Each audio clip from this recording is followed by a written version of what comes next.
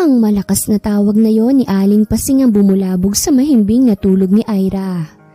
Malayo pa lang kasi ang ginang, ay dinig na agad ang malakas nitong boses. Daig pa nitong tilao at alarm clock sa lakas ng boses nito. Ang aga naman yata ng chismis ni Aling Pasing. Kamot ulong reklamo ni Ira. Gusto niya sanang ipahinga na muna ang pagod niyang katawan ngayong araw dahil wala siyang trabaho ngayon. Ang kaso mukhang hindi mangyayari dahil ang tinaguriang The Good Marites ng kanilang barangay ay napiling makipagchismisan sa kanya ngayong araw. Wrong timing naman si Aling Pasing. Gusto kong matulog kahit na 1 oras lang ngayon Reklamo niya. Na-streak niya kasi ang ilang linggong trabaho sa palengke na walang pahipahinga. Ngalay ang likod. Braso at binti niya dahil bukod sa siya lang ang tindera sa pinapasukang trabaho, ay bibihirang lumapat ang pang-upo niya sa silya. Sunod-sunod ba naman ang mga namimili? Mabigat ang katawan niya na bumangon. Hinanap niya pa muna ang pantali sa buhok at nang makuha yon sa ibabaw ng maliit na lamesang katabi ng kanyang katre, ay itinali niya na agad yon sa tuwid at itim na itim niyang buhok na hanggang bewang niya na ang haba. Sinasadya niyang palaging pahabain ang buhok dahil plano niyang ibenta. Marami nang nagkaka-interes sa buhay na buhay niyang buhok. Ang kaso'y nakukulangan pa siya sa haba. Gusto niyang paabuti ng 5,000 kung sakaling ibebenta niya na ang buhok sa mga gumagawa ng wig. Nag-iipon kasi siya para naman makabili siya ng bubong. Gawa lang kasi sa anahaw ang bubungan ng bahay niya. Medyo marupok na rin gawa ng pabago-bagong klima ng panahon, kaya't kailangan ng palitan. Napapahikab pa ang dalaga ng buksan nitong pinto ng barong-barong niyang bahay. Aling Pasing, bakit ho? Tanong niya rito nang sumaktong huminto ito sa tapat ng pintuan ng bahay niya. Tubig! Pahingang tubig! Hinihingal nitong sabi. Sapo pa nitong dibdib sa sobrang hingal. Mukhang nagmadali ito para lang mapuntahan agad siya. Uy, grabe, napagod ako. Hingal kalabaw nitong reklamo. Haliho muna kayo sa loob. Nilakihan niya ang pagbubukas ng kawayang pinto at pinaanyayahan ang ginang sa loob ng bahay na tanging naiwan sa kanya ng namayapang mga magulang. Siya na lamang ang naroroon. Mas pinili niyang mamuhay ng mag-isa kesa ang isiksik ang sarili sa mga mapang-abuso niyang tiyahin na ginagawa lamang siyang katulong. Kumuha siya ng tubig sa kusina at iniabot yun kay Aling Pasing nang balikan niya ito sa maliit niyang sala, na tanging upuan at lamesa lang ang naroroon. Ano hubang dahilan at mukhang nagmamadali naman po yata kayong pumunta rito? Masamang balita ho ba yan o maganda? Usisa niya. Naupo siya sa kawayang bangko katabi ni Aling Pasing at matamang pinagmasda ng may kadaldalang ginang. Ibinigay muna nito sa kanya ang iniinumang baso bago sumagot. Salamat. Salamat, Ira. Ngayon lang ata ako magbabalita ng sobrang pangit. Wala na munang good chismis kasi minamalas ngayon itong lugar natin dahil sa pagdating ng Clint de la Costa na yon. Ngayon mawawala na tayo ng lupa dahil palalayasin na tayo dito nung apo ni Don Felipe. Palibhasa'y patay nang Don kaya nasa mga apo na nito ang kapangyarihan sa kung anong nais gawin nito sa lupa nila. Buong akala ko pa naman ay mapapasati na mga lupang kinatitirikan ng mga bahay natin. Dahil yun ang sabi ng Don bago pa man ito mawala. Pero mukhang namali yata tayo ng akala. Iba rin talagang mga mayayaman Walang awa sa kapwa sa ngalan ng salapi. Oo nga't sa kanila ito pero sana naman nagbigay sila ng kahit na konting konsiderasyon man lamang. Agad-agad ang ginawang demolisyon ni hindi man lang magpaabiso. Kawawa yung mga nagtitinda sa bayan. Marami ang nagmamakaawang bigyan ng palugit ang kaso. Matigas yung apo ng Don ni hindi pinakinggan ang hinaing ng mga tao dito sa atin. Ano ho? Paano nangyari yun Diba binigay na ng Don ang lupang ito sa mga taga rito sa atin? Hindi nila pwedeng basta na lang tayong paalisin. Maliwanag pa sa sikat ng araw ang sinabi ng Don na ang lupang kinatitirikan ng mga bahay natin ay atin na dahil bukas sa loob niyang ibinibigay sa atin nung nabubuhay pa siya. Nagkaroon pa nga ng kasulatan ng sa ganun kapag dumating ang araw na ito ay may panglaban tayo. Nasaan na bang ginawang kasulatan na yun? Hindi ba't ibinigay yun kay Kapitan? Oh, nasa na yun? At saka anong karapatan ng Poncio Pilatong yan na basta nalang i-demolish ang mga pinagkukunan ng kabuhayan ng mga kabaryo natin? Sino ba siya? Hysterical na saad ng dalaga. Clint de la Costa, karnal at nag-iisang apo ni Don Felipe de la Costa. Anang ginang na nagpasalubong sa kilay niya. Wala ho akong pake sa kung sino pa siya. Pero tinanong mo kasi, giit nito. Naiiling na lamang siyang tumayo. Oh, saan ka pupunta? Mabilis sa kanyang sumunod ang ginang dahil basta na lang itong iniwan doon. Sa bayan ho, kailangang masahampulan ng hambog na Clint na yun eh. Sagot niya't akma na sanang lalabas nang pigilan siya ni Aling Pasing sa braso. Nang wala kang suot na bra? Saan nito? Napayuko tuloy siya't doon lang niya napagtantong wala nga pala siyang suot na panloob. Magbara ka nga muna, basta ka nalang susugod nang wala kang dalang armas dyan. Stress na sabi ni Aling Pasing. Sinunod niya na lang ito. Bumalik siya sa may kaliitan niyang kwarto at kinuha sa gilid ng kanyang una ng bra na tinanggal niya bago matulog. Para sa kanya malinis pa naman yun dahil kagabi niya lang yun sinuot. Hindi naman siya pinagpawisan kagabi kaya't kampante siyang isinuot muli yun. Tara na ho, Aling Pasing, harapin na natin yung Clint de la Costa na yun. Matapang niyang sabi. Sa'yo talaga ako, Aire, ang tapang-tapang mo. Puri nito sa kanya. Pinangunahan niya na ang paglabas na agad namang sinundo ng ginang. Ito nang nagkandado ng bahay niya dahil dire-diretso siya sa paglalakad na hindi man lang siya lumingon. 15 minutos din ang nilakad ni Ira bago narating ang palengke. Nagkakagulo na ang mga tao. Rinig niya ang magkahalong iyak at sigaw ng mga kababaryo niya. Parang piniga ang puso niya nang matunghayan ang ginawang pagtulak ng isang lalaki sa isang may edad na babae. Sumalampak ang matanda sa lupa. Mabilis siyang lumapit sa itinulak na matanda at inalalaya nitong tumayo. Ayos lang po ba kayo, Lola? Puno ng pag-aalalang tanong niya sa may edad na babae. Pinagpagan niya pa ang nadumihan nitong palad, maging ang suot nitong saya. Ang mga paninda ko, iha. May sakit pa naman ang apo ko. Wala pa akong benta. Naiiyak na saad ng matanda. Dito muna kayo. Pinaupo niya muna ito sa nakausling ugat ng malaking kahoy bago hinarap ang lalaking nanulak dito kanina.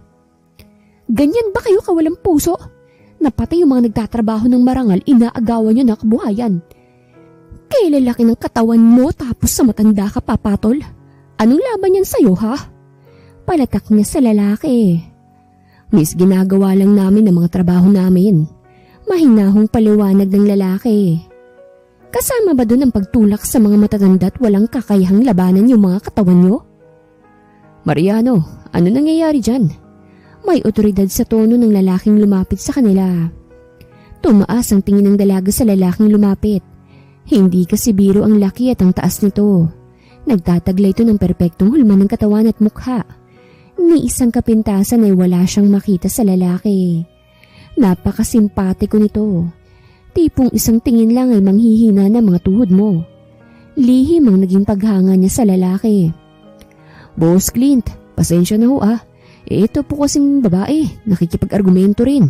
Sagot ng lalaki sa tanong ng binata. Doon lang ni Clint ibinaling ang tingin sa dalaga. So, ikaw palang sinasabi nilang si Clint de la Costa, ang walang pusong apo ni Don Felipe. Alam mo man lang ba na ibinigay na sa amin ng doon ang mga lupa na kinatitirikan ng mga bahay namin? Matapang na sabi ng dalaga. Ibinigay? Libre na ba ngayon ang lupa? Ako ang siyang may-ari ng lupang ito. Kaya't ako ang mas may karapatang gawin ang kung anumang gusto kong gawin dito. Wala kayong karapatan sa lupang inaapakan nyo. Akin to at hindi sa inyo. Kaya't kunin nyo na mga gamit nyo at umalis kayo sa lupa ko. Matigas na sambit ng binatang ikinakuyom ng kamao ng dalaga. Walang hiya kang lalaki ka? Mga wala kayong puso. Lalo ka ng lalaki ka. Hindi kami aalis dito. Magkamatayan na pero dito lang kami. Matigas na paninindigan niya. Mataman siyang pinagmasdan ng binata. Seryoso lang ito habang minamata siya mula ulo hanggang paa. Yumuko ito't inilapit ang mukha sa kanya. Malamig ang tinging ibinigay nito sa kanya. Para siyang maiihi sa uri ng tingin nito. Nakakatakot. Ngayon lamang nanginig ang kalamnan niya. Ganun ba? Magkamatayan na? Handa ka bang isugal ang basura mong buhay para sa prinsipyo mong iyan? Kaya mong ialay ang katawan mo para sa lupang ito? Malamig na tanong ni Clint sa dalaga. Malaki ang halaga ng lupang to. Hindi sapat ang buhay ng isang gaya mo. Kaya't wag mong ubusin ang pasensya ko, babae. Dahil baka magsisi ka. Hindi ako magandang kaaway. Lalong hindi sa akin maganda ang nagagalit. Dahil baka kapag nagalit ako, hilingin mong kunin na lang ang buhay mo. Sambit pa nitong nagpahina sa mga tuhod niya. Lihim siyang napalunok. Nawala ang tapang niya lalo pa nang makita ang baril na bumabakat sa suot nitong pantalon. Gamit ang buong lakas, ay pilit niyang itinulak ang binata. Ang kaso ay sa laki at taas nito. Walang naging epekto ang ginawa niyang pagtulak dito. Hindi kami natatakot sa iyo. Ilalaban namin ang mga karapatan namin. Tapang-tapangang paninindigan niya. Meron ba kayong ipinaglalaban? Kung meron, nasaan? Iharap mo sa akin ang pinangahawakan mo. Parang nagyayelo ang mga mata ng binata. Mainit sa pwesto nilang yun pero nilalamig siya sa lamig ng tinging ipinupukol nito sa kanya. Umayos ng tayo si Clint at mataman pa muli siyang pinagmasdan. Humalukip-kip ito at tamad siyang tinignan sa mga mata. Birhen ka pa ba? Kapag kuway tanong nitong nagpakibot sa sentido niya. Ang bastos mo! Pribadong bagay na yun. Hindi ka na birhen. Putol nito sa kanya. Malinis pa ako. Inis niyang turan. Kung ganun, may iaalok ako sa'yo. Seryosong saad ng binata. Ano yun? Nanghahamong tanong niya. Katawan mo, kapalit ng lupang ipinaglalaban mo. Sambit nitong nagpalaglag sa panga niya. Sira ulo ka ba? At sino papayag sa ganyang klase ng alok? Hindi ako papayag. Matigas niyang tanggi. Tumangu-tangu lamang ang binata sa kanya bago nito senyasan ng mga tauhan na ituloy ang pagdedemolish ng lugar. Naalarma tuloy ang dalaga. Teka sandali. Maawa ka naman sa mga tao rito. Hindi na namin ilalaban ang lupa. Basta't bigyan mo lang kami ng kahit na konting palugit man lang. Aalis din kami. Pakikiusap niya. Hindi ko alam kung paanong maawa. Ani Clint at tuluyang tinalikuran ng dalaga. Sandali lang Mr. De La Costa. Kahit na kinakabahan ay sinikap niya itong pigilan. Hindi ito sa kanya lumingon ngunit huminto ito sa paglalakad na tila ba hinihintay ang sasabihin niya rito. Nanginginig ang buong kalamnan niya nang nilibot ang tingin sa paligid. Maraming umiiyak at patuloy na nagmamakaawa. Hindi niya kayang pabayaan na lang ang mga kababaryo niya. Kaya't kahit nalabag sa loob niya ang offer ng lalaki, ay tatanggapin niya na. Huwag lang nitong pagkaitan ng mga kasama niya sa lugar na yon. Papayag na ako. Sa wakas ay nagawa niyang sabihin yun ng hindi nauutal. Muli namang sumenya si Clint sa isang tauhan. Pinalapit niya sa kanya at inutusang paalisin na ang mga tauhan. Sigurado ba kayo, boss? Pero paano na ang planong pagtatayo ng kasino dito? Hindi si Arman makapaniwalang i-atras ni Clint ang utos nito sa kanila. Bakit nagbago ang isip niyo, boss? Hindi kita binabayaran para questionin ang kung anumang desisyon ko. Sundin mo ang utos ko. Paatrasin mo ang mga tao natin. Maotoridad niyang mando sa lalaki. Masusunod po, boss. Napapakamot ulo nilang itong sumunod sa utos niya. Tinawag nito mga kasama at isa-isang pinaatras. Laking ginhawa naman sa mga taong naroroon ang pag-alis ng mga nagdedemolish sa lugar. Kung ang iba'y natuwa, ang dalagay parang pinagbagsakan ng langit at lupa. Namutla na lamang siya nang lumingon si Clint at para siyang isang pagkaing nakahain nitong tinitignan. Sunod-sunod ang ginawa niyang paglunok, lalo pa nang pumihit at humakbang pabalik sa kanya. Napaalis ko na ang mga tao ko. Babalikan kita bukas.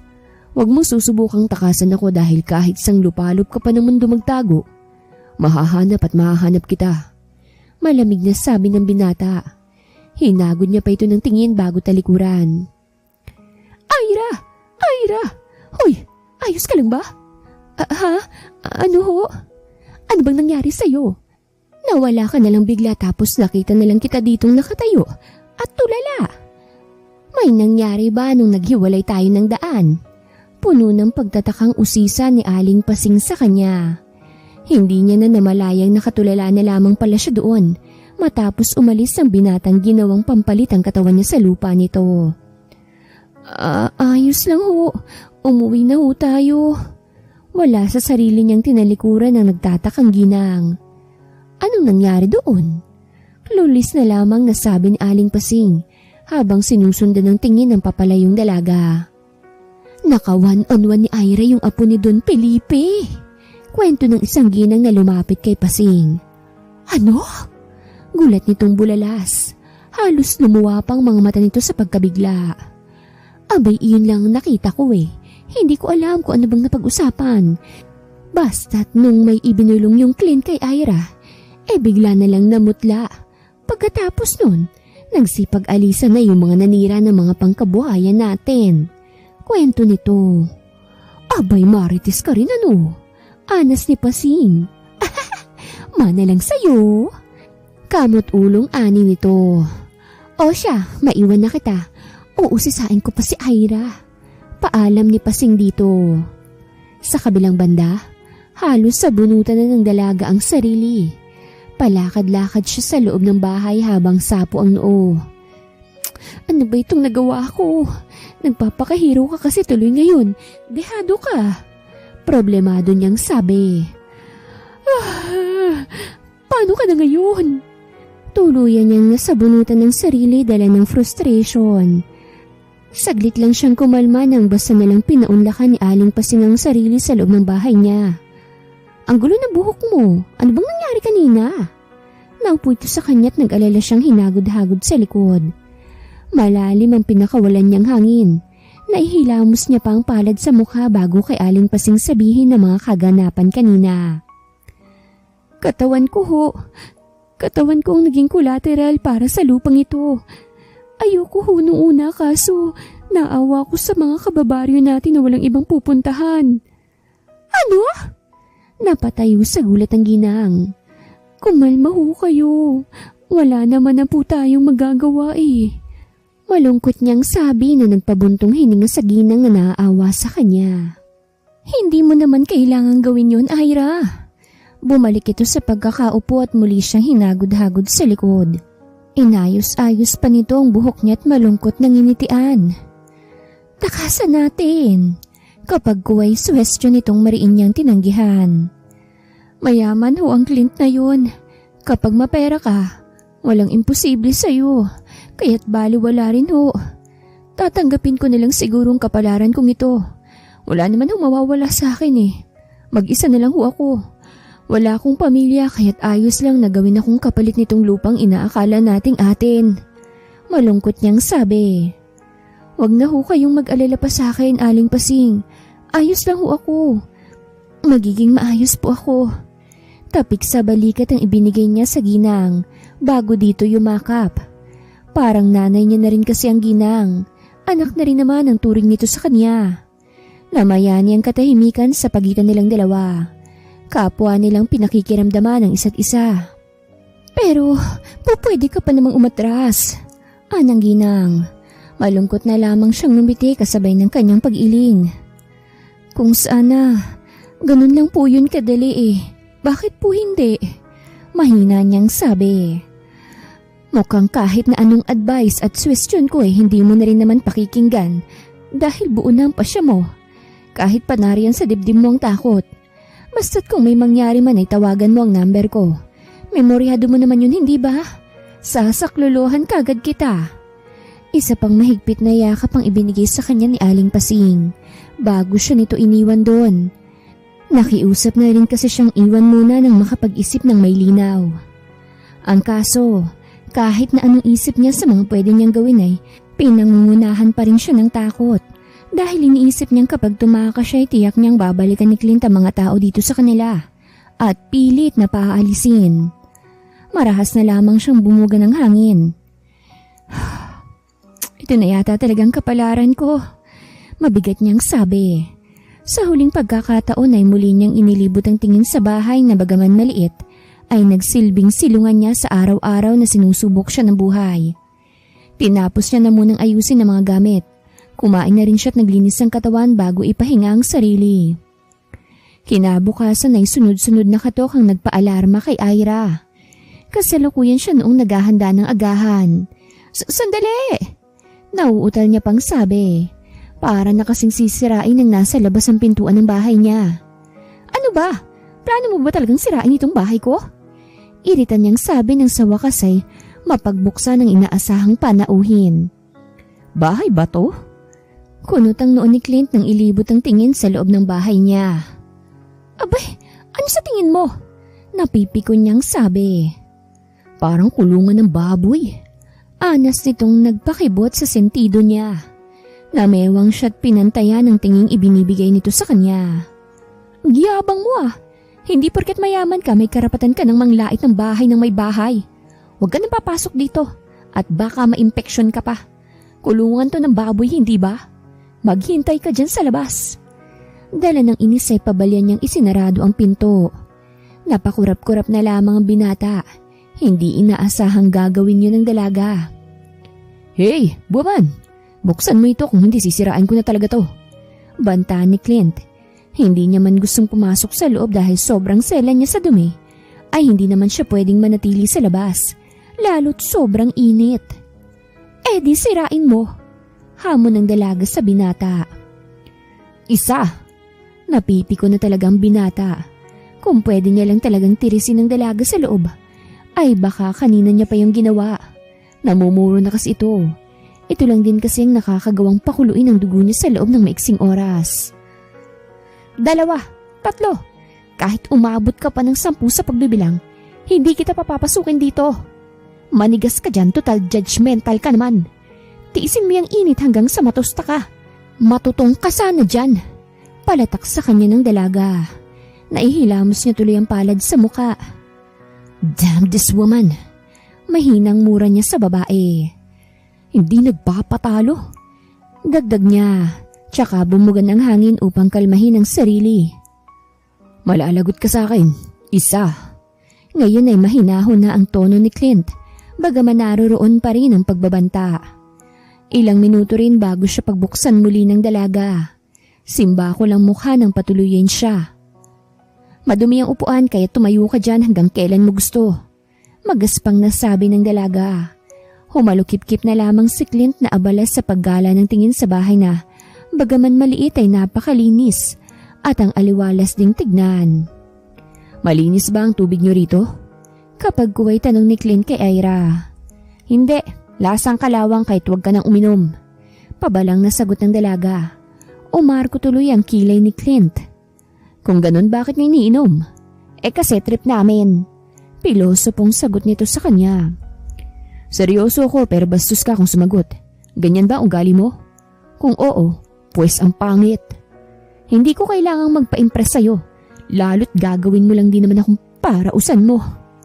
Dire-diretso nitong sabi na nagpakunot sa noo niya. Parausan? Sino nagsabi? Nagpapatawa ka ba? Mapang-insulto ang todong iyon ng binata. Hindi porket tinanong kita kung berhen ka. Pagpapantasyang ko na yung katawan mo. Para lang alam mo hindi ko tipo ang mga babaeng katulad mo. Alila ang magiging trabaho mo sa akin at hindi ang nasa isip mo. Katawan ang ginagamit sa pagtatrabaho, hindi ba? Tapusin mo nang ginagawa mo rito at sumunod ka na sa labas. Doon na lamang kita hihintayin. Anang binata bago iwan ng dalagang napatunganga sa lahat ng mga tinuran niya. Nakakahiya ako. Wala sa sariling sambit ni Ira. Nag-emote pa siya kagabi dahil iniisip niyang mawawala ng ganun-ganun na lang dangal na 24 na taon na nang iniingatan. Sandali pa siyang tumunganga doon bago tuluyang sumunod sa lalaking pagsisilbihan. Ang tagal mo! Iritabling wika ng binata. O edi sorry! Saad lamang ng dalaga. Naiiling naman na minaniobra ni Clint ang sasakyan. Hindi na ito nagsayang pananglaway dahil puro kapilosopuhan lang naman ang itinutugon sa kanya ng dalaga.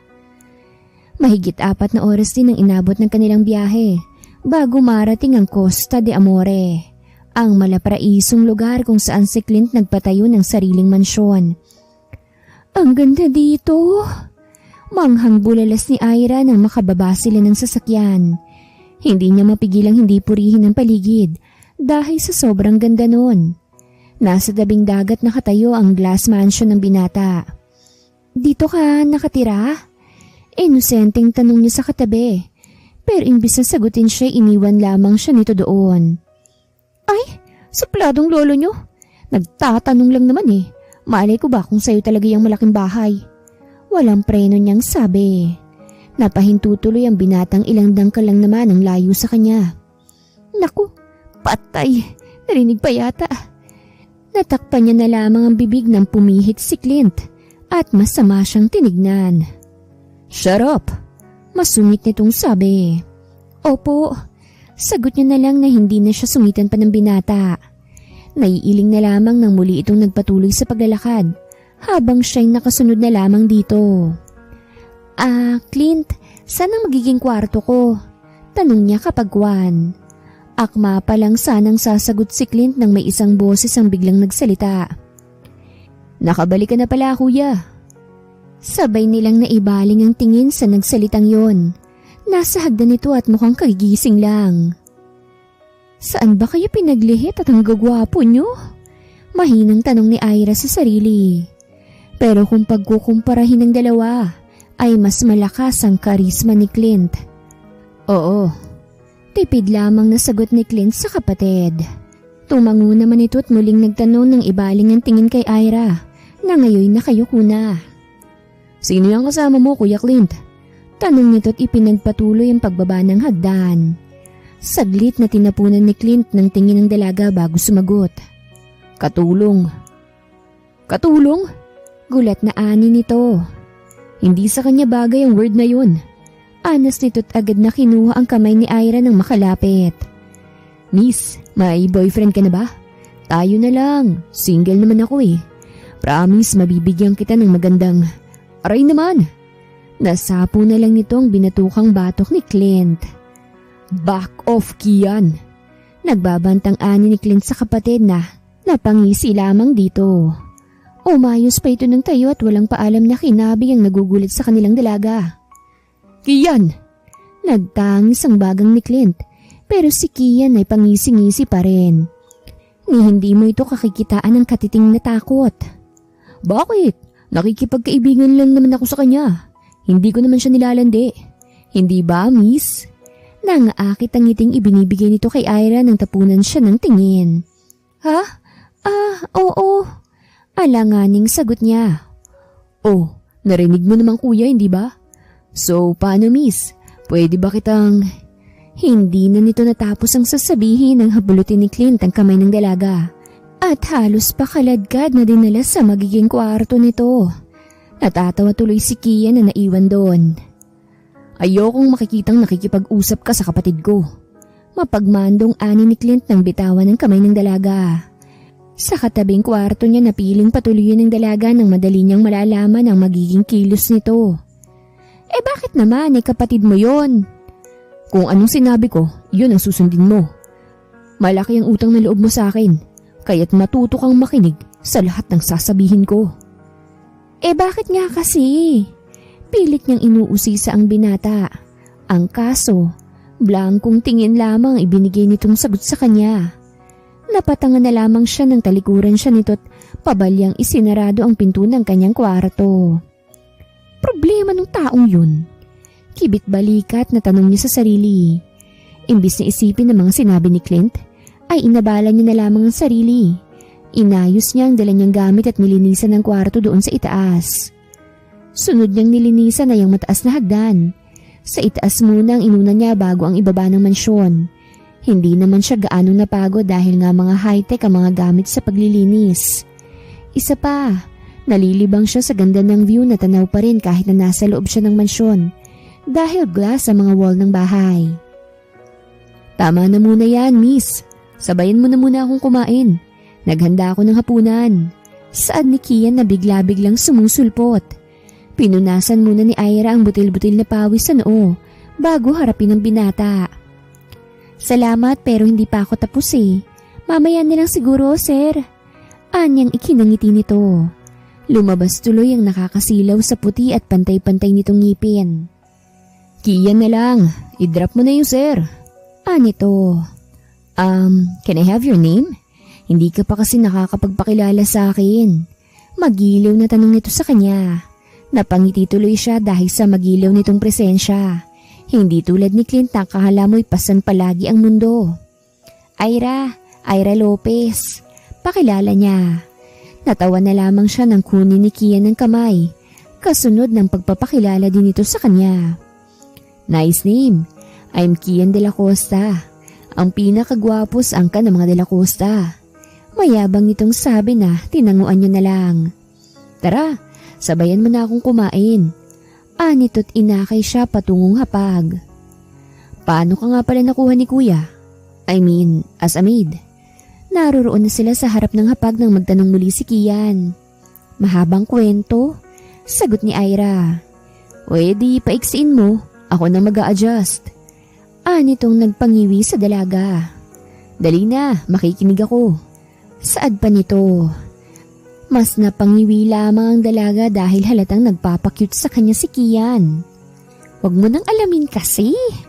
Nag-iwas na lamang siya ng tingin upang hindi na siya kulitin pa ng binata. Okay, but if you need help, magsabi ka lang. Madali akong asahan. Sambit nito kapag kuha na tinutugon niya ng isang tipid na tango. Matapos kumain ay hinugasan na ni Ira mga pinagkainan nila. Sinubukan niyang tawagin si Clint para makakain na rin ito. Ang kaso ay hindi nito binubuksan ang pinto ng kwarto, kaya't hinayaan niya na lang. Inabalan niya ang sarili nang madali niyang matapos ang trabaho. Ang sakit ng likod ko! Panay siyang hilot sa parting yun ng katawan niyang ngalay ng sobra. Uy, nakakatamad lang kasi wala akong matatanggap na sweldo. Mahinang reklamo niya. Sinong nagsabing wala? Ay, kabayo ka! Nasapo niya na lang ang dibdib sa biglaang pagsulpot na yon ng binatang kanina pang nagkukulong sa kwarto nito. I'm not a horse. Simba ko lang mukhang sambit nito. Natural na sa akin yun kapag nagugulat ako. Paliwanag niya. Kumain ka na ba? Ipaghahanda kita. Tanong niya nang makahuma. Sa labas ako kakain. Magbihis ka dahil sasamahan mo ko. Mando nito. Hindi niyo ba kayang kumain ng walang kasama? Hindi niya mapigilang itanong yun dito. I've warned you na lumayo ka sa kapatid ko, hindi ba? Sa isang kisap mata, naglaho ang kapayapaan sa mukha ni Clint at napalitan ng dilim. Dahan-dahan pa itong lumapit sa dalagang ngayon unti-unting napapaatras. Hindi ka ba marunong makinig ha, Ira? Matigas na tanong nito sa kanya. Lihim na lang siyang napalunok lalo pa nang yumuko ito at kulang na lang ay hagkan siya sa sobrang lapit ng mga mukha nila. Nakagat niya na lamang ang labi nang maramdaman ng malamig na pader, pati na ang pagtukod ni Clint ng kamay sa pagitan niya upang hindi siya rito makawala. Ano naman, magkapatid naman kayo at nagtatrabaho ako dito kaya't natural lang na magkausap kami ng kapatid mo. At tsaka bakit ba parang big deal sa'yo? Ano bang masama sa pagiging makatao? Kahit nasa dibdib niya ang takot ay lakas loob siya ditong nagtanong. Because you're mine. Alila kita. Kaya sa akin ka lang magsisilbit hindi sa iba. Naiintindihan mo ba? Madiin itong sabi kasunod ng malakas nitong paghampas ng palad sa pader na ikinapikit niya ng mariin. Last warning ko na ito sa'yo. Ayoko nang makikita kang nakikipag-usap sa kapatid ko. Nagkakaintindihan ba tayo? Ngayoy mahinahon na ang boses nito pero hindi niya pa rin mapigilan ng balahibo niya sa katawan na kusang magtaasan. Pabulong kasi siyang winaraningan ng lalaki, kaya papaanong hindi siya kikilabutan. Naiintindihan mo ba? Ulit pa nito. Oo. Nauutal pang sagot niya. Nakahinga na lamang siya ng maluwag nang dumistansya na sa kanya si Clint. Iwan mo na yung ginagawa mo't umakyat ka na't magbihis. Sa labas ako maghihintay. Yun lang at iniwan na siya nito. Ano bang problema niya? Napatukod na lang siya sa tuhod.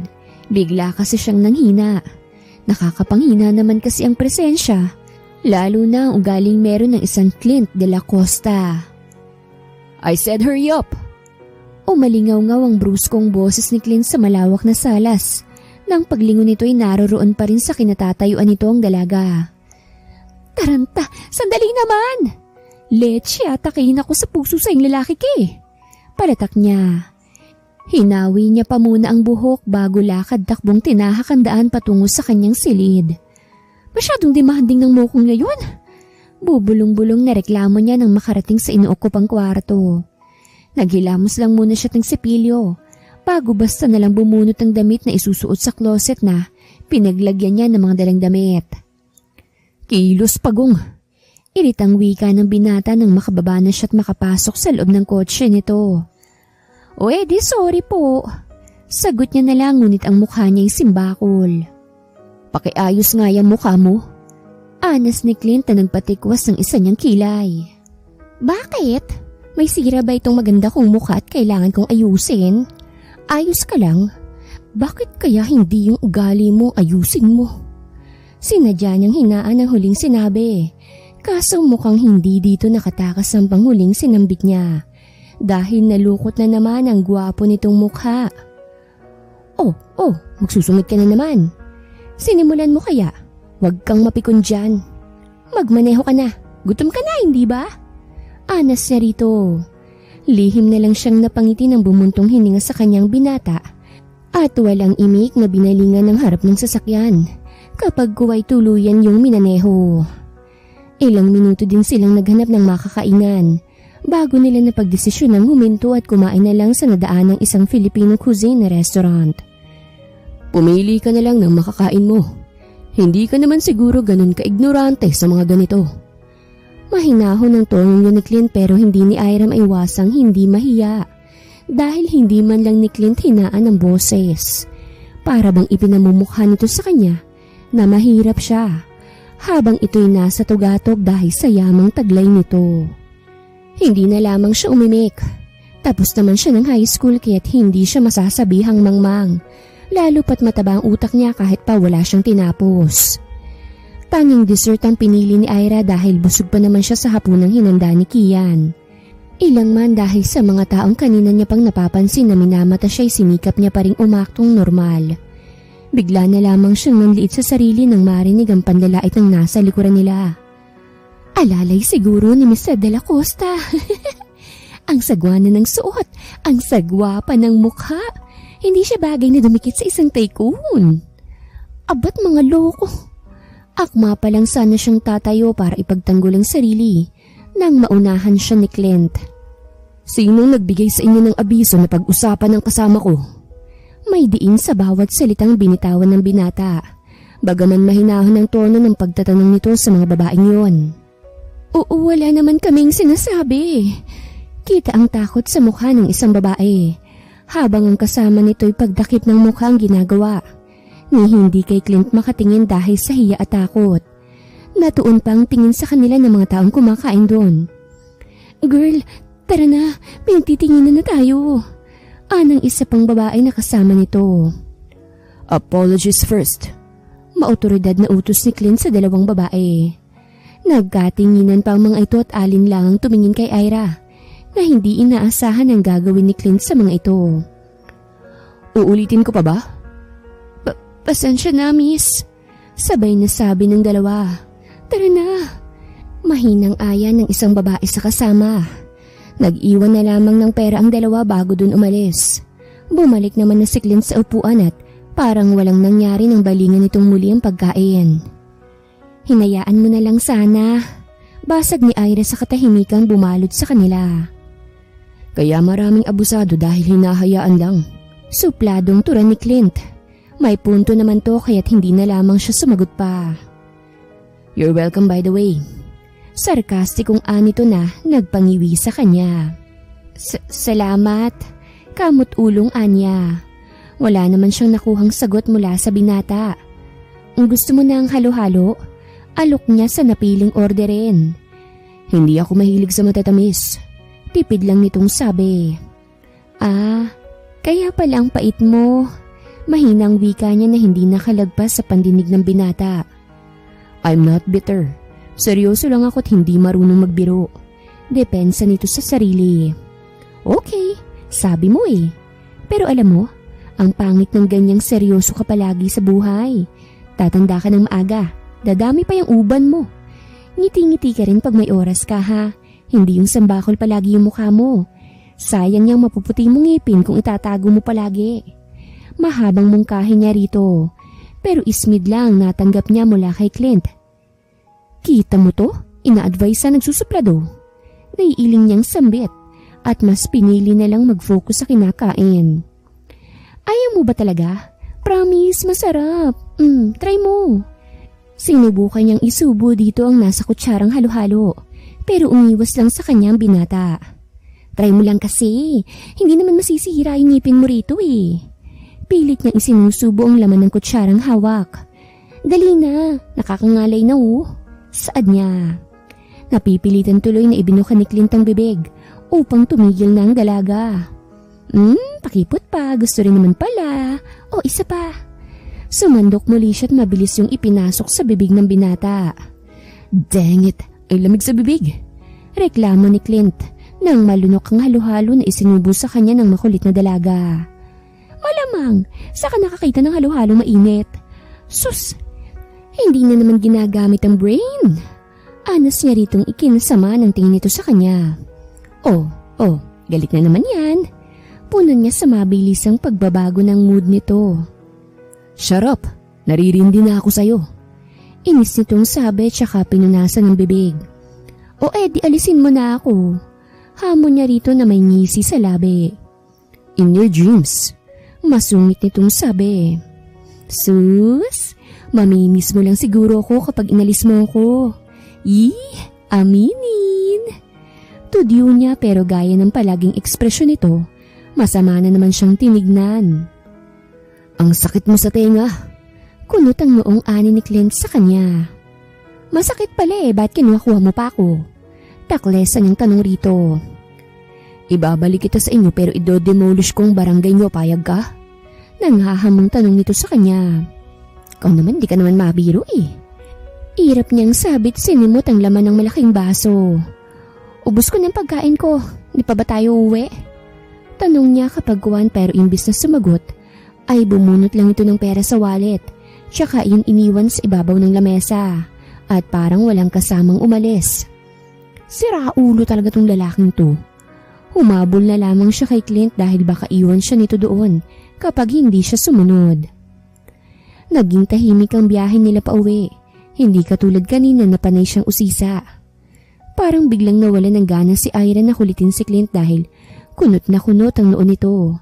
Sa lubong pang makakapal na kilay at sibangot na sibangot ang labi. Diyos ko naman Sir Clint, ako'y nai-stress sa facial expression ng mukha. Ngiti naman John. Hindi niya talaga kayang pigilan ng bibig na bumuka at punahin ng katabi. Buong araw na kasing gusot ang mukha nito.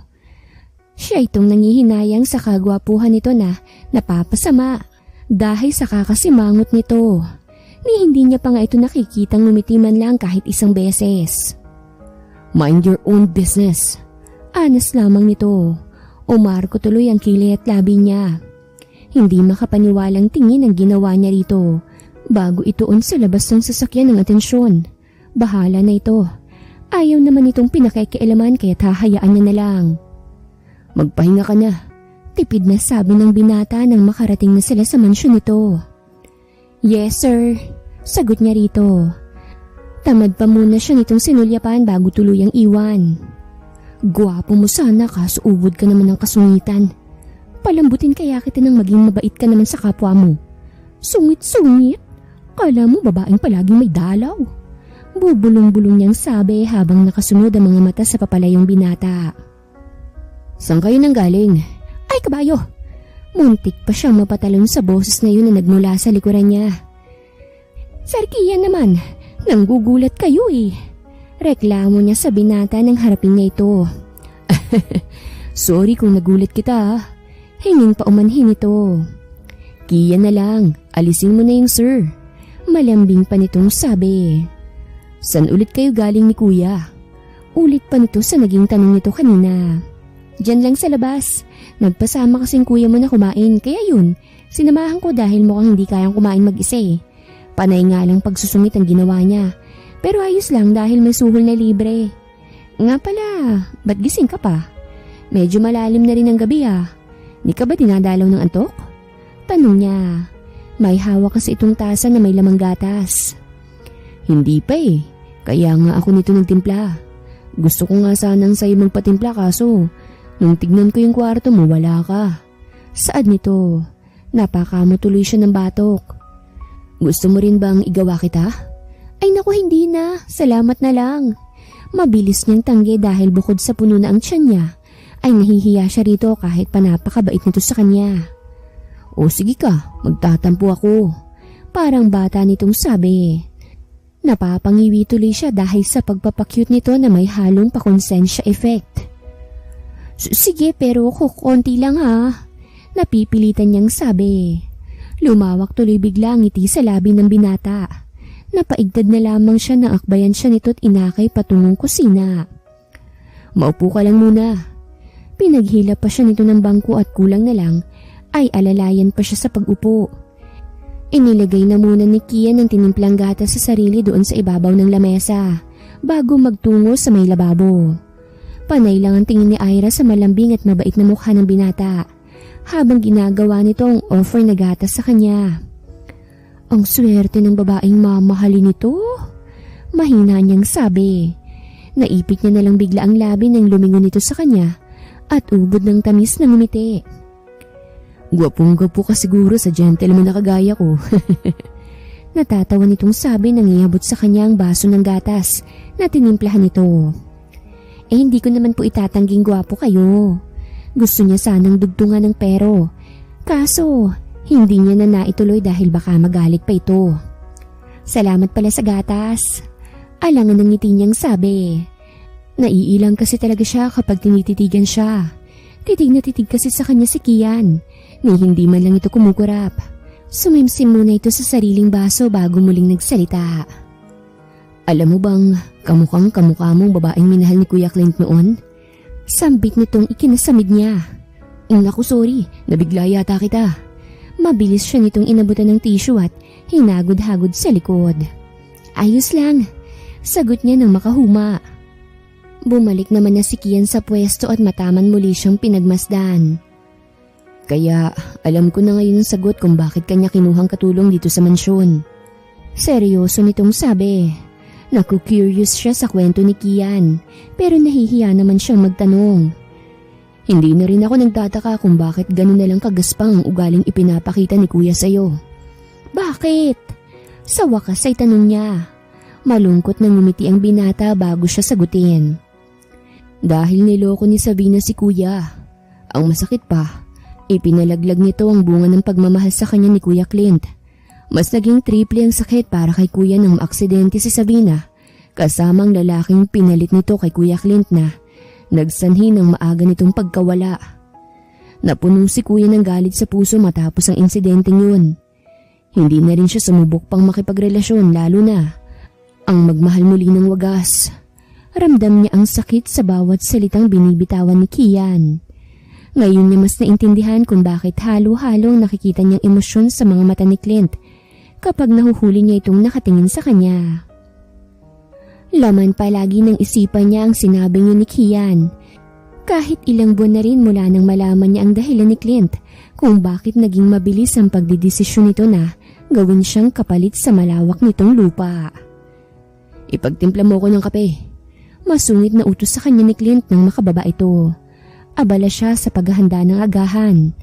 Pinahina niya na muna ang apoy sa kalan bago sundin ang utos sa kanya ng binata.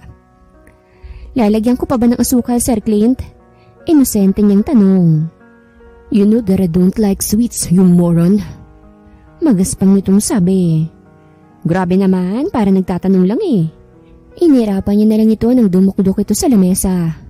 Bilisan mo nga, maaga pang pasok ko sa kumpanya. Mapagmando pa nitong sabi. Opo boss, heto na, patapos na. Sarkastika niyang sagot at saka dito ibinigay ang tinimplang kape na agad naman itong sinimsim. Dang it, ang init-init. Iniluwa nito ang sinimsim dahil napaso ito. Tsaka bakit ang pait-pait nito? Galit pa nitong reklamo.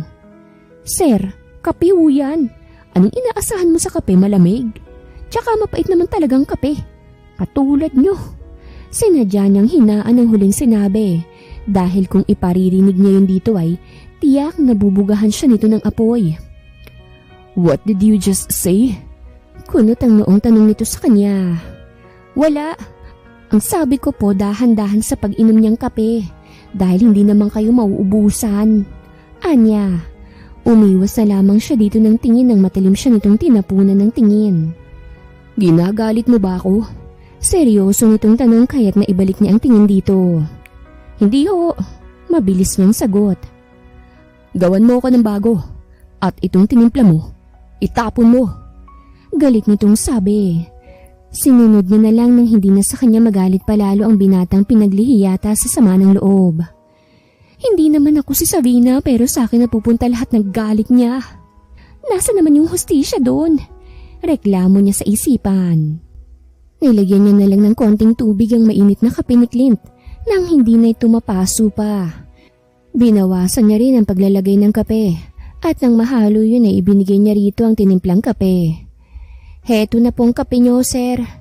Pagkabigay ay binalikan niya ang sinasangag. Ano ba naman to, Ira? Sabi ko kape, hindi warm coffee. Inis nitong turan na nagpabuntong hininga sa kanya. Tuluyan niya ng pinatay ang apoy dahil luto ng sinangag niya. Bagsak ang balikat niya nang muling harapin ang binatang hindi niya na maintindihan. Ano to? Nananadya ka? Iniinis mo ko? Sir, hindi. Ang sabi niyo kasi masyadong mainit yung kanina. Kaya para hindi na ulit kayo mapaso ay nilagyan ko ng malamig na tubig. Pero konti lang naman yun ah. Pilit niyang pagpapaintindi rito. Ngunit sadyang matigas ang puso ng binata dahil itinapon nito ang basong nagdulot ng pagkabasag noon. Mariin niya na lamang na ipikit ang mga mata nang hampasin nito ang lamesa. Sino nagsabi na pwede mo kong sagutin? Nagpapaliwanag lang naman po ako. Sinikap niyang hindi maluha pero sadyang taksil ang mga luha niya. Ang simple-simple lang naman kasi ng rason kaya bakit kailangang magalit to na parang ang laki ng nagawa niyang kasalanan. Wala kang karapatang magpaliwanag. Isa ka lang makatulong. Isang mababang uri ng tao. Puno ng gigil nitong sabi. Oo na, katulong mo lang ako pero wala ka rin karapatang maliitin. Niinsultuhin ang pagkatao ko, wala kang karapatan. Oo, may utang na loob ako sa'yo dahil ipinagkaloob mo na ang lupa sa mga tao. Pero hindi ko matatanggap ang mga masasakit na salitang hindi ko naman deserve. Kung ano man ang dahilan mo kaya ka galit na galit sa akin, wala akong kasalanan dun. Uulitin ko lang, Sir Clint. Wala akong kasalanan o kahit na atraso man lang sa'yo. Kaya wag niyo akong tratuhing hayop. Masaganang luha ang bumuhos sa mga mata niya. Hindi naman ni Clint mapigilan ng hindi makaramdam ng konsensya. Lalo't lahat ng sinabi ni Ira ay may katuturan. Wala itong kasalanan sa nakaraan niya. Pero dito niya na ibubunto ng galit. Ligpitin mong nagkalat sa sahig. Imbis na ipadamang nadamang konting awa sa dalaga, ay nanatili siyang malamig at walang pakialam. Hindi niya kayang tignan na umiyak ang dalaga. Kaya't mas pinili niyang iwan na lamang to doon. Ang sama mo! Rinig niyang sabi ng dalaga. Napalunok siya't pilit na inignorang nararamdamang awa sa dalaga. Wala siyang pakialam dito at mananatili yon hanggang sa makontento siya sa pagpapahirap dito. Akma na sana siyang pipihit umakyat ng hagdan nang may isang kamay ang pumigil sa kanya. Blanko niya itong hinarap. Anong kailangan mo? Malamig niyang tanong sa kapatid. Narinig at nakita kong lahat. Hindi mo naman sa kanya dapat na ibunto ng galit na kinikimkim mo sa dati mong nobya. Wala siyang kasalanan, kuya. Oo, pareho ang mukha nila ngunit hindi yung pagkatao nila. Napaka-genuine niyang babae. Hindi mo siya dapat na sinasaktan. Kung hindi lang ni Kian inirerespeto ng husto ang kuya niya, ay baka kanina niya pa itong sinuntok ng matauhan nito na mali ang lahat ng ginagawa nito kay Ira. Tapos ka na? Walang emosyong tanong ni Clint sa nakababatang kapatid. Kuya! Nakuyom ni Kiam ang kamao. Ngumisi lamang si Clint nang nakita ang galit sa mukha ng kapatid, pati na ang pagkuyom ng kamao nito. Bakit ba sobrang apektado ka? Gusto mo ba siya? Paano kung sasabihin kong oo? Matapang na sagot ni Kian na nagpadilim sa mukha ni Clint. Siya yung tipo ng babae na kagusto-gusto. Kaya't hindi nakataka-taka kung magkakagusto ko sa kanya. Hindi na nito natapos ang iba pang sasabihin nang malakas itong sinuntok ni Clint. Damn you! Hindi ka pwedeng magkagusto sa kanya. Gigil niyang dinuro ang kapatid. Tumayo si Kian, siyaka pinunasan ng kamay ang pumutok na labi. Bakit hindi? Dahil gusto mo na rin siya? Mapakla itong tumawa. Ganyan ka ba magparamdam ng pagmamahal ha, kuya? Kailangan merong sakitan? Mapakla nitong tanong na mas lalong nagpagalit kay Clint. Sinugod muli nito ang kapatid at walang awang pinagsusuntok. Nakakatama naman si Kian, pero dahil mas malaki ang katawan at mas matangkad si Clint, ay nadedehado ito. Shut the heck up! Wala kang alam, kaya't manahimik ka na. Gigil niyang sambit, tsaka binitawan ng kapatid. Diyos mio! Kian! Sabay silang napatingin kay Ira na puno ng pag-aalala. Kahit nahirap ay nagawa pang ngumiti ni Kian dahil sa pagdalos sa kanya ng dalaga. Samantalang si Clint ay hindi maipintang mukha. Wala ka namang ibang alam na gawin kung hindi ang manakit? Pati kapatid mo dinadamay mo. Ano ba talagang problema mo? Kahit na merong takot sa dibdib ay sinikap niyang sumbatan ng binata. Sobra na kasi ito. Pati kapatid nito ay dinadamay sa init ng ulo. Umalis ka dyan. Blanco ang mukhang mando nito sa kanya, ngunit mariin siyang tumanggi. Hindi sa lahat ng oras masusunod ang lahat ng gusto at nais mo. Mali ka na eh. Sobra na. Niyakap at hinaplos niya ang mukha ni Kian, dala ng labis na pagkahabag. Nagulat na lang siya nang mabilis na tadyakan ni Clint ang sikmura ng kapatid. At parang sako ng bigas na dinala siya patungo sa kwarto nito. Mapapatay kita, Clint! Hirap na sigaw ni Kian. Tuluyang nawala ang respeto nito sa nakatatandang kapatid. Yung respeto ay napalitan na ng puot dahil pati ito'y idinamay. Halos gumapang na ito, masundan lamang ang kapatid na tinangay ang dalagang tinatangi. Ngunit dahil napuruhan ito ni Clint ay nawala na lang ito ng malay. Clint! Ano ba? Ibaba mo ako! Kailangan ako ni Kian! Pilit namang kumakawala si Ira. Pinagpapapalo niya na si Clint sa likod. Ngunit tila baliwala lamang dito ang ginagawa niya. Aray! Napasiksik na lamang siya sa dulo ng kama nang ibagsak siya doon ni Clint. Halos namutla siya nang tanggalin itong sinturon at madilim ang mukha na sumampa sa kama. Anong gagawin mo? Takot ang bumalot sa kanya nang hablutin siya ni Clint at parang hostage na tinalian sa kamay gamit ang sinturon nito. Unang apak mo pa lang dito, binalaan na kita na layuan ng lalaking yun. Pero hindi mo ko pinakinggan. Katawan mong kapalit ng lupa, hindi ba? Kaya't ngayon sisingilin na kita. Pagkasabi, mabilis itong kinubabawan ng dalaga at walang kung ano-anong pinunit ang suot nitong saplot. Clint! Wag! Please! Hindi na ako uulit. Makikinig na ako sa'yo, basta't wag mo lang ituloy ito. Nakikiusap ako sa'yo. Hindi ako siya. Ako si Ira Lopez. Isang mahirap na mamamayan lang. Huwag mong ibuntun sa akin ang kasalanan ng ibang tao. Dahil lang sa magkamukha kami. Magkaiba kami. Huwag mo akong parusahan sa bagay na wala akong kinalaman. Please, Clint. Alam kong may kabutihan pa rin dyan sa puso mo. Napupuno ka lamang ng galit. Palayain mo ng sarili mo sa nakaraang matagal nang tapos. Umiiyak na pakiusap niya. Ngunit naging sarado ang isipan ng binata. Magpagparusa ang halik na ibinigay nito. Hindi ito naging maingat sa kanya, kaya't wala siyang ibang ginawa kung hindi ang umiyak at impit na dumaing sa kapangahasang ginagawa sa kanya ng binata. Nag-iiwan to ng marka sa bawat parte ng katawan niya. Halos manginig din siya sa paulit-ulit na ginagawa nitong pagsamba sa pagkababae niya. Wala itong pinalalampas ni isang parte. Lahat ay pinasadahan ng kamay at labi nito. Mangisay-ngisay siya nang marating ang hindi mabilang narurok. Hapon na nang tuluyan siyang tantanan ng binata.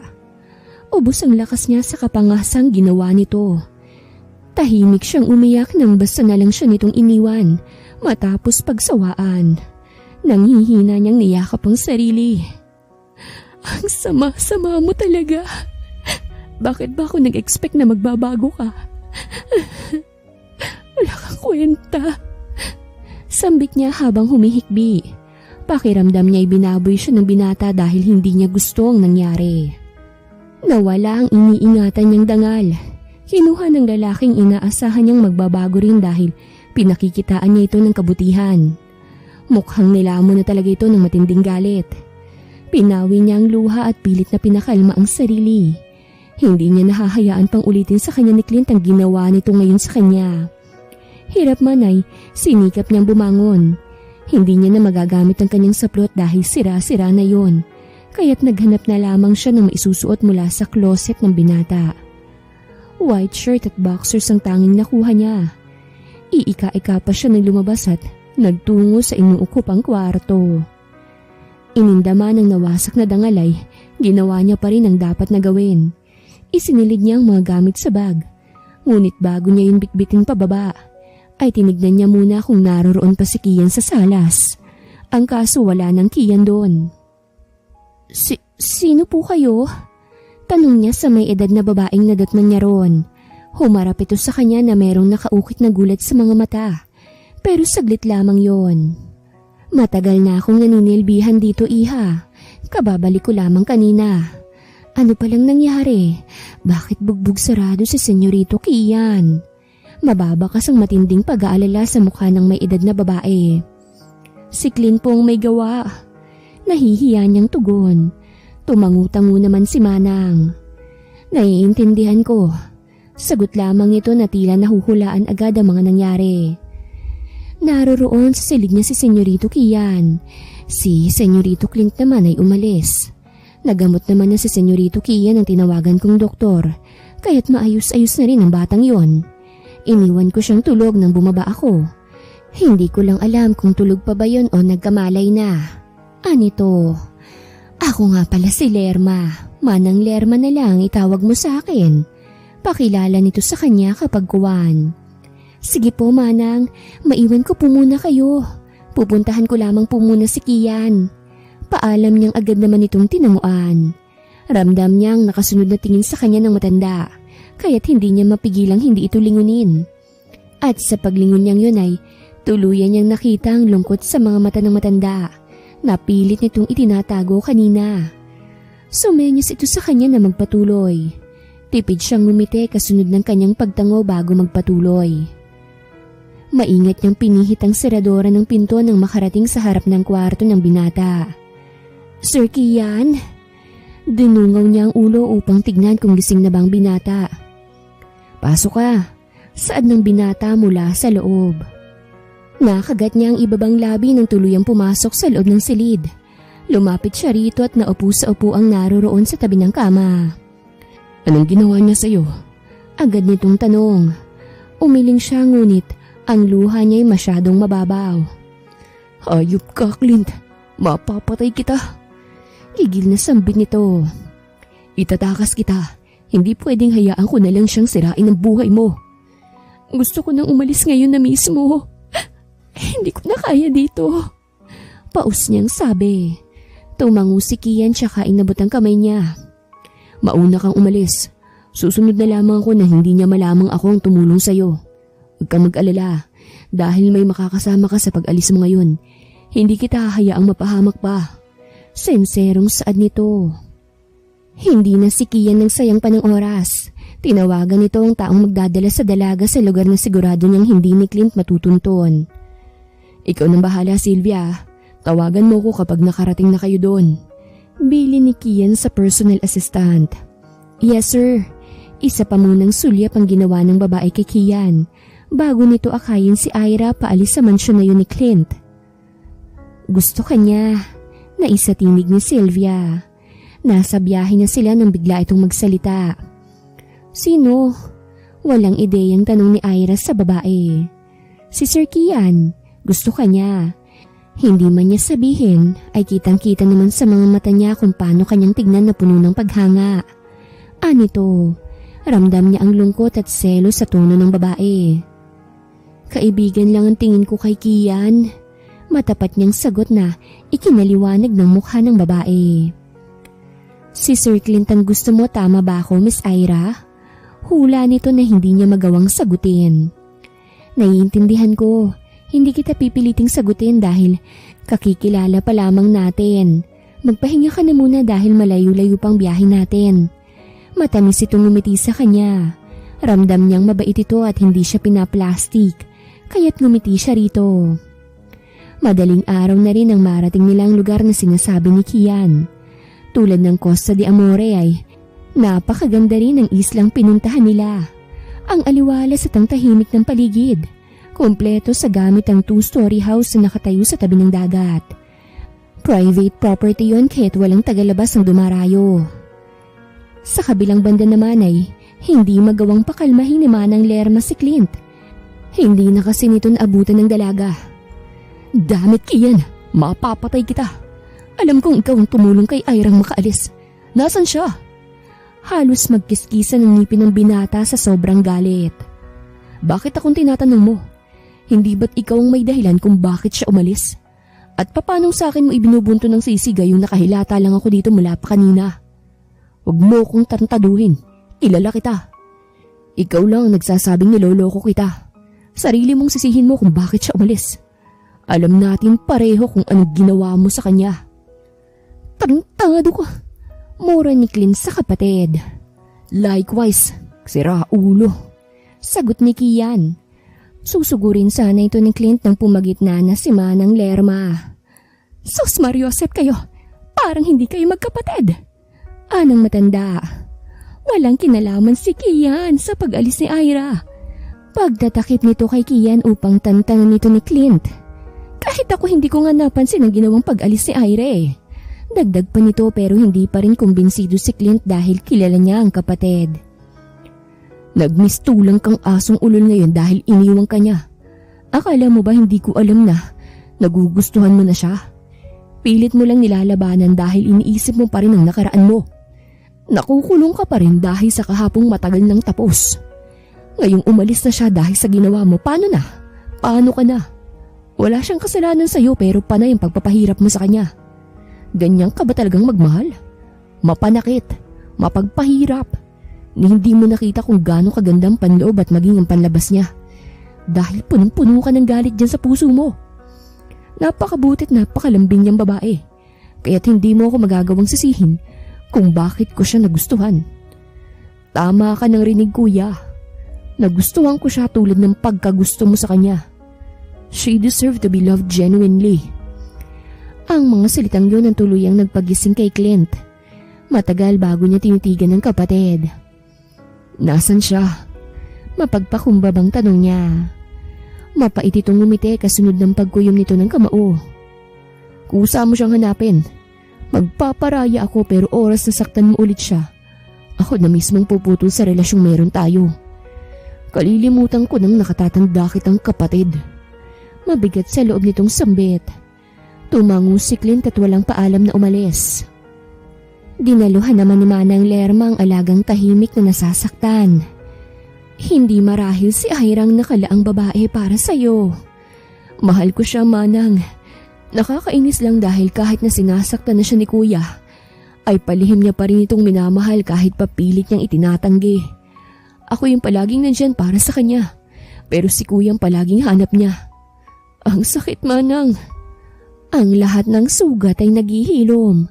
Huwag mo lang sanang kalilimutang umibig muli. Mahigpit na yakap ang ibinigay ni Manang sa batang inaalagaan noon pa.